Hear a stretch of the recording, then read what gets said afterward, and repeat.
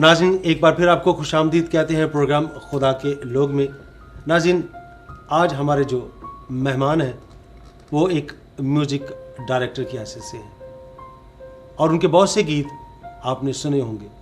चलो चलिए आज दुआ दे लई गतसमनी बाग दे वाली यारो, और इसके साथ गुलाम बास का दुख सहने से पहले इस शाम को मैं मनाऊं। नाज़रीन, इस और बहुत सी गीतों के खालिक आज हमारे इस प्रोग्राम में मौजूद हैं। आए उनकी ज़िंदगी के बारे में उनसे पूछते हैं। जिन्होंने हमें ज्वाइन किया, उनका शुक्रिया अदा करता हूँ।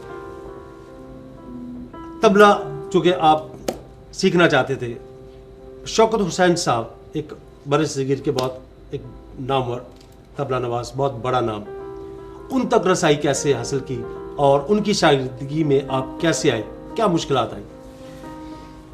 उस्ताद मियां शौकत हुसैन साहब बहुत बड़ी हस्ती, हमारे मुल्क की नहीं पूरी दुनिया की, यकीनन।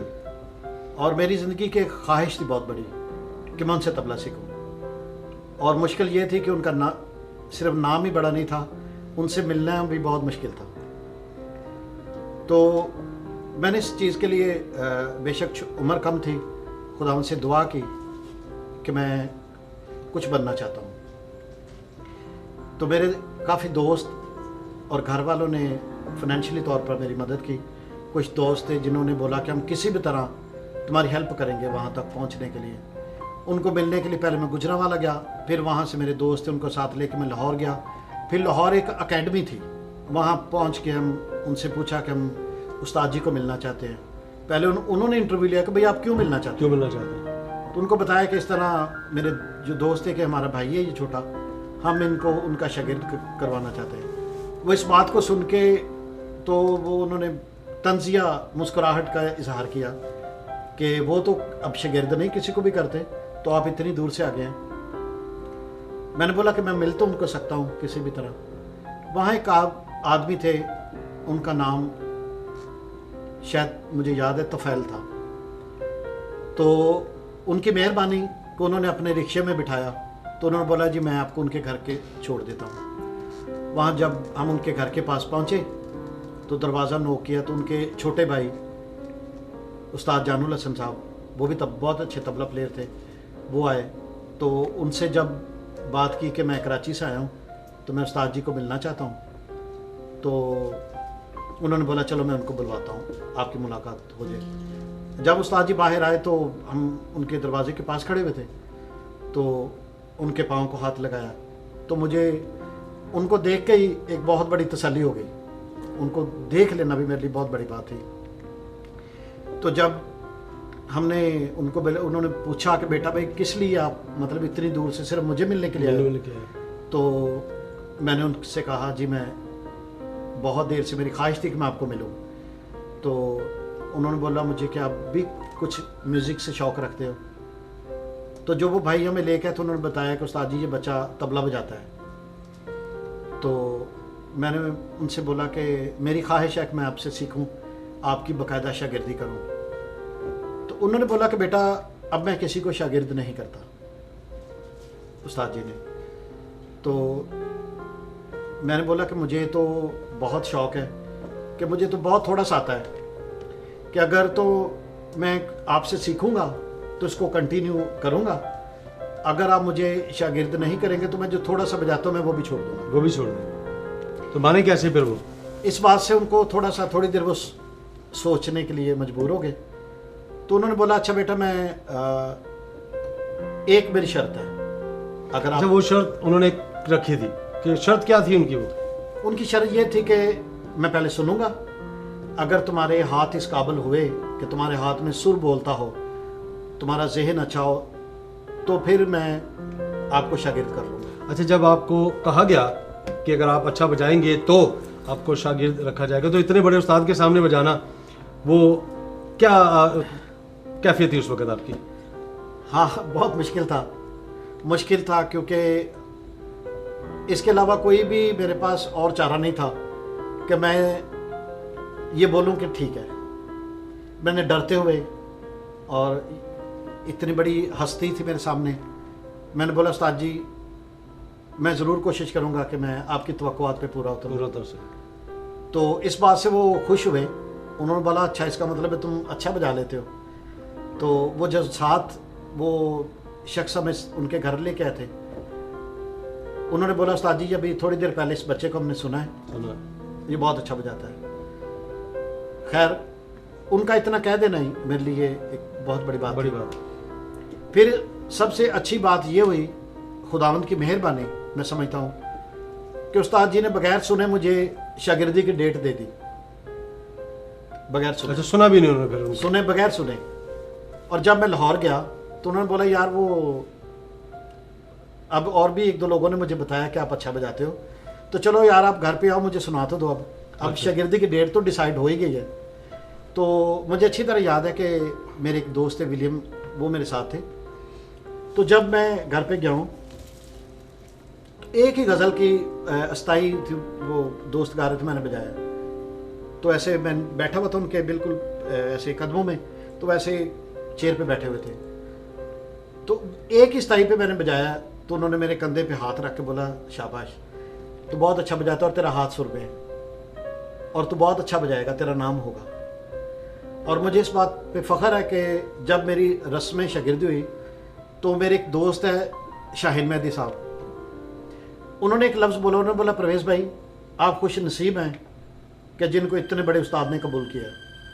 तो उस्ताद जी ने उनकी उसी वक्त बात को रोकते हुए कहा कि मैं भी इस बात के लिए खुश हूँ कि मुझे इतना अच्छा शागिर्द मिला है और मेरे लिए ये बहुत बड़ा एहसास है। कितना सारा आपने उनसे सीखा तबला जो? मैं उनका आखिरी शागिर्द हूँ और उनके बड़े शागिर्द हैं, जिस तरह तारिक भाई हैं, जिमी भाई हैं, अजमल भाई, झारी भाई, और इस तरह नाम पर बहुत बड़े तबला नवाज जो उनके शागिर्द हैं, या पंजाब घराने के शागिर्द हैं जाकिर हुसैन साहब, उस्ताद अल्लाह रखा साहब।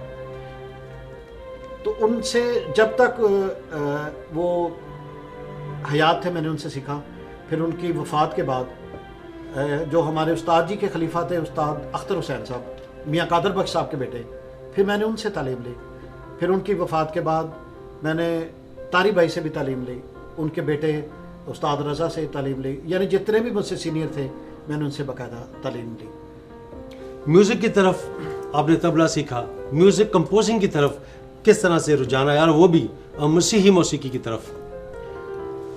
जॉर्ज भाई जब मैं प्रोफेशनल म्यूज़िक को कर रहा था, बड़े बड़े सिंगर्स के साथ में परफॉर्म करता था, और परफॉर्म करने के बाद मेरे दिल में एक, जब मैं अपने घर को आता था ना, तो एक तकलीफ नुमा चीज़ थी मेरे अंदर कि मैंने इतना म्यूज़िक सीखा है, बाकायदा मैंने रागों की रिसर्च की, इतनी कंपोजिशन मैंने की, या तबला सीखा, तो मेरे अंदर एक ख्वाहिश थी कि मैं इसको खुदावंद के लिए किस तरह इस्तेमाल करूं।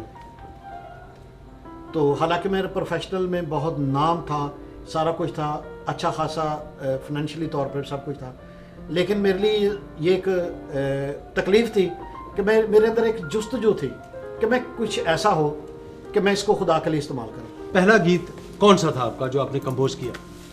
जब बहारा सज गई एल्बम की, उसमें एक जो यही टाइटल सॉन्ग था क्या जब बहारा सज गई हैं, तो इस गीत को उस वक्त ऑडियो कैसेट का दौर था, ये 92-93 की बात जी, है। फिर काफ़ी इसको पसीरे मिले। इसमें जो गुलूकार जो थे जिन्होंने इसमें परफॉर्म किया था, वो लोकल थे या के वो लोकल सिंगर थे, हमारे कराची के लोकल सिंगर थे, उन्होंने इस एल्बम में परफॉर्म किया। क्या ये सच है कि इस एल्बम के बाद परवेज़ डेविड गौरी जो है वो नडा खान साहब बने? जी हाँ, बिल्कुल सही कह रहे हैं। एक्चुअली पहले मैं मेरे नड्डा खान साहब के नाम से था, फिर बाकायदा जब एज ए म्यूज़िक डायरेक्टर की स्टैंप लगी तो फिर पूरा नाम जो मेरा था परवेज़ डेविड गौरी वो सामने आया, क्योंकि काफ़ी देर तक तो मैं लोगों को ये बताता रहा कि परवेज़ डेविड गौरी भी मैं हूँ। तो क्योंकि कुछ लोग किसी उस नाम से जानते थे, तो फिर वो ज़ाहिर है हर जगह रिटर्न में यही नाम मेरा सामने आया। आपने पहला एल्बम जो था वो बहारा सज गईयाँ, वो लोकल लोग साथ आपने निकाला। दूसरा एल्बम आपका 2000 8 साल का गैप है, कोई ख़ास वजह कि इतने बड़े गैप के बाद आपने दूसरा एल्बम जो है वो आपने रिलीज़ किया, और दूसरा एल्बम जब आपने रिलीज़ किया ज़ख्मों के निशान, इसमें आपने गुलाम अब्बास और तरन्नुम नाज जो हैं, ये बड़े बड़े नाम हैं, इनके साथ कैसा एक्सपीरियंस रहा इनके साथ आपका? मेरे लिए बड़ी खुशनसीबी की बात थी कि मैं as a composer, as a music director Ghulam बाद साहब और तरन्नुम नाज को इस एल्बम में, पाकिस्तान का एक बहुत बड़ा नाम बहुत है। बड़ा नाम। तो ये जो 8 साल का गैप है ना, ये 8 साल में मैंने बहुत वर्क किया, बहुत सारी कंपोजिशंस की, जो कई कंपोजिशन तो रिकॉर्ड हो चुके हैं, कई अभी भी उस दौर की कंपोजिशंस हैं जो भी मैं रिलीज़ करने वाला हूँ। यानी उनका भी वक्त नहीं मैं समझता आया, वो इतने बड़े पैमाने की है कि मैं अभी उस इंतज़ार में हूँ कि वो वक्त, वो सारा कुछ मुझे मुहैया हो और उनको मैं बहुत बड़े पैमाने पर रिलीज़ करूँ। कैसा रिजल्ट रहा इस एल्बम का जो 2000 में आपने एक रिलीज किया? ये बहुत अच्छा रहा, क्योंकि इसमें म्यूज़िक के हवाले से टिपिकल तर्ज़ें थी कंपोजिशन कि बाकायदा, मतलब जो म्यूज़िक सीखा हुआ इंसान है वो ही इस तरह की तर्ज़ों को तख्लीक कर सकता है। शायरी का किस हद तक जो है वो इसके साथ कंपोज जब आप करते हैं तो शायरी अल्फाज जो हैं उनको, उनका किस हद तक आप समझते हैं कि ये मुफीद साबित होती है एक अच्छी कंपोजिशन के लिए? शायरी बिल्कुल जो वज़न में होती है, अल्फाज खूबसूरत होते हैं, एक नई बात होती है, और हो बाइबल की रो से, बाइबल के ताल्लुक से हो, तो मैं समझता हूँ कि वो खुद एक तर्ज बनाने में आसानियाँ पैदा कर देती है। और मुझे जब भी ऐसा वक्त होता है कि कोई खूबसूरत शायरी मिलती है तो मुझे मैं इंतज़ार में होता हूँ कि मुझे खूबसूरत शायरी मिले और मैं उसको कंपोज करूँ। और हर अच्छी तर्ज के बाद मुझे लगता है कि शायद ये सबसे अच्छी तर्ज है। लेकिन शुक्र है खुदावंद का कि जब भी ऐसा वक्त आता है कोई नई तर्ज बनाने लगता हूँ, वो पहले से ज़्यादा अच्छी लगती है। जब आप तर्ज बनाते हैं, शायरी आपके पास मौजूद होती है, एक कंपोजिशन जहन में होती है, क्या जहन में कंपोजिशन जब आप बना रहे होते हैं तो जहन में कोई फनकार होता है कि हाँ ये कंपोजिशन जो है यही फनकार गा सकता है, इसके साथ अच्छा निभा ये शख्स कर सकता है? जी बिल्कुल, बहुत खूबसूरत सवाल आपने किया। असल जो प्रॉपर या सीखे हुए लोग हैं, कंपोज़र हैं, वो इसी तरह से काम करते हैं कि मुझे कोई कंपोजिशन बनानी है तो मुझे सोचना कि इसको किसने गाना है, क्योंकि हर गुलकार क्या अच्छा निभा सकता है, क्या अच्छा नहीं निभा सकता, वो कंपोज़र को पता होना ज़रूरी है। ठीक है।